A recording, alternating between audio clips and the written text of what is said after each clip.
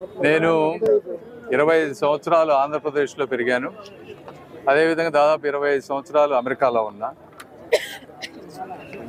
అమెరికాలో కూడా ఒక కామన్ మ్యాన్కి జీవితంలో ఎప్పుడు కూడా ఇబ్బంది ఉండదు, రోడ్డు మీద వెళ్ళేటప్పుడు కానీ ఇంకొకళ్ళ దగ్గరికి కానీ.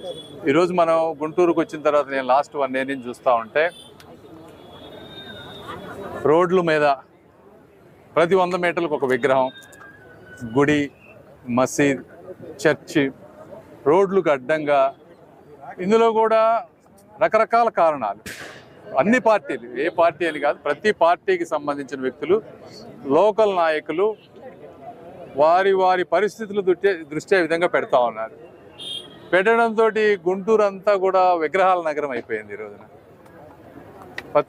ఈరోజు ఈ విగ్రహం కూడా ఆవిష్కరణకు వచ్చినప్పుడు ఇది ఎందుకు వచ్చామంటే, దీని రోడ్డు పక్కన ట్రాఫిక్ ఇబ్బంది లేకుండా చక్కగా అమర్చారు.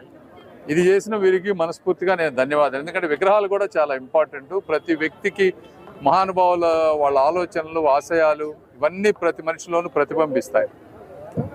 అయితే నేను పత్రికాముఖంగా అందరికీ, తెలుగుదేశం పార్టీ వాళ్ళకి కానీ ఇంకోళ్ళకి కానీ చెప్పేది ఏంటంటే, దయచేసి మీరు ఎక్కడా కూడా రోడ్డు మధ్య విగ్రహాలు పెట్టి నన్ను పిలవద్దు. మీరు పిలిచినా కూడా నేను రాను అని మీ అందరికీ ఒకసారి మనస్ఫూర్తిగా తెలియజేసుకుంటా ఉన్నాను.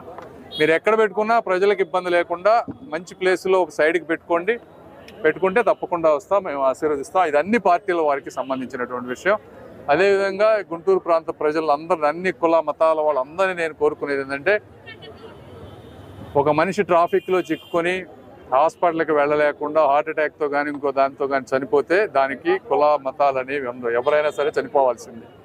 అలాంటి సిచ్యువేషన్ రాకుండా అన్ని కుల మతాల వాళ్ళు గుళ్ళని, మసీదుల్ని, చర్చిల్ని మరొక్కసారి అప్పీల్ చేస్తూ ఉన్నాం. రోడ్డుకి ఉంటే, అడ్డంగా ఉంటే వేరే ప్రాంతాలను మీరు చూస్ చేసుకోండి, మేము ఏదైనా సహాయం చేస్తాం, తొలగించండి. అదేవిధంగా విగ్రహాలు కూడా ఏదో ఒక రోజున మొత్తాన్ని తొలగిస్తాం. అదే రోజు అని చెప్పంగానే ఏదో ఒక రోజు మాత్రం రోడ్డుకి అడ్డంగా ఉన్నాయన్నీ తీసేయాల్సిన సమయం ఉంది. దయచేసి కొత్తవి మాత్రం పెట్టద్దు. Thank you.